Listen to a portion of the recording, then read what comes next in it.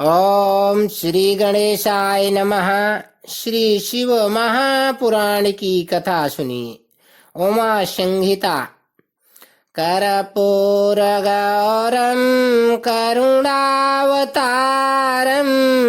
संसारसारं भुजगेन्द्रहारम् सदा वसन्तं हृदयारविन्दं भवं भवानी सहितं नमामि।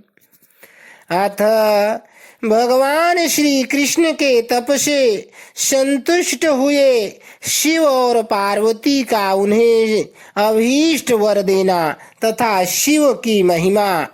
बोलो शिव शंकर भगवान की जय।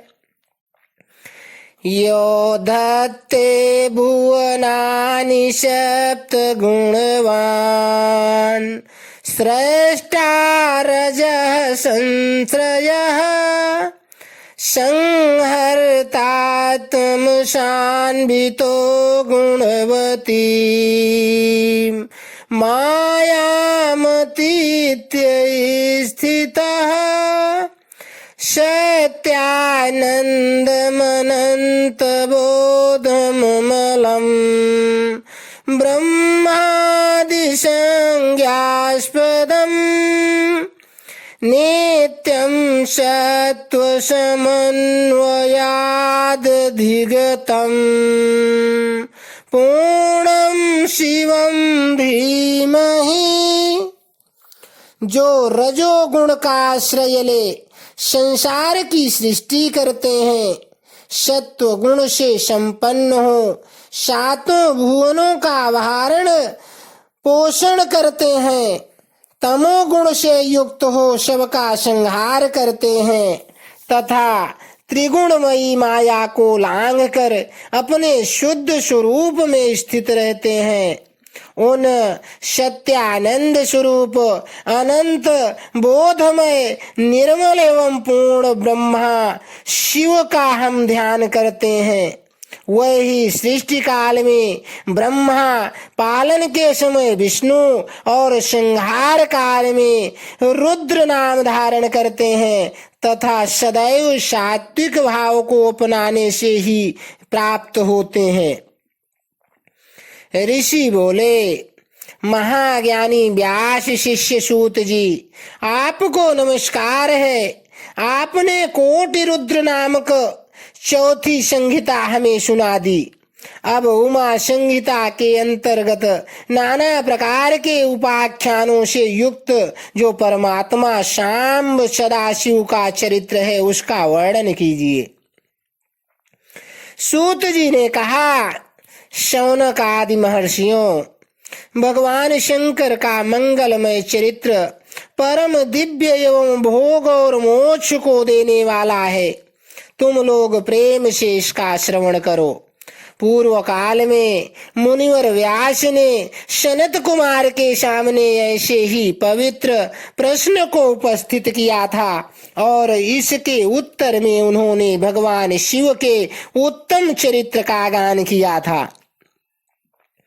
उस समय पुत्र की प्राप्ति के निमित्त श्री कृष्ण के हिमवान पर्वत पर जाकर महर्षि उपमन्यु से मिलने, उनकी बताई हुई पद्धति के अनुसार भगवान शिव की प्रसन्नता के लिए तप करने, उनके तप से प्रसन्न होकर पार्वती, कार्तिकेय तथा गणेश सहित शिव के प्रकट होने तथा श्री कृष्ण के द्वारा उनकी स्तुति पूर्वक वरदान मांगने की कथा सुनाकर सनत कुमार जी ने कहा।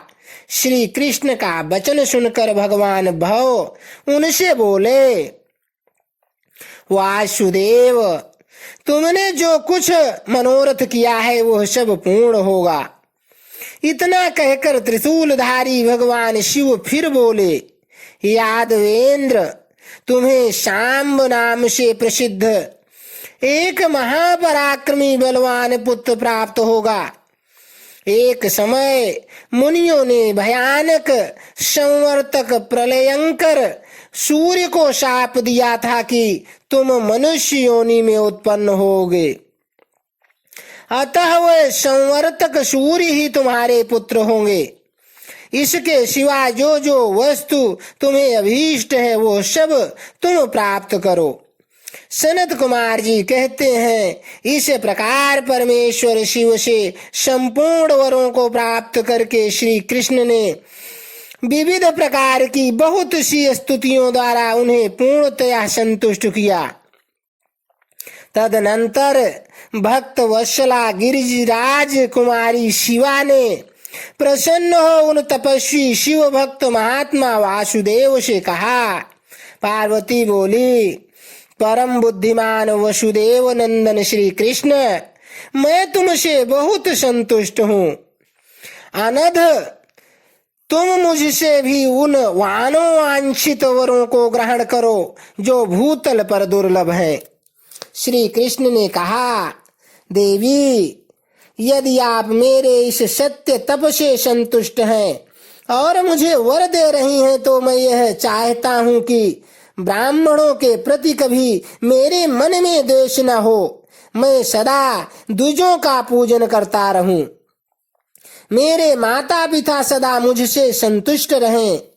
मैं जहाँ कहीं भी जाऊं समस्त प्राणियों के प्रति मेरे हृदय में अनुकूल भाव रहे। आपके दर्शन के प्रभाव से मेरी संतति उत्तम हो। मैं सैकड़ों यज्ञ करके इंद्र आदि देवताओं को तृप्त करूं। सहस्त्रों साधु सन्यासियों और अतिथियों को सदा अपने घर पर श्रद्धा से पवित्र अन्न का भोजन कराऊं।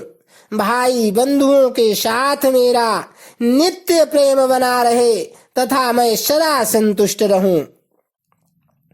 सनत कुमार जी कहते हैं, श्री कृष्ण का वह वचन सुनकर संपूर्ण अभीष्टों को देने वाली सनातनी देवी पार्वती विस्मित हो उनसे बोली, वासुदेव, ऐसा ही होगा, तुम्हारा कल्याण हो।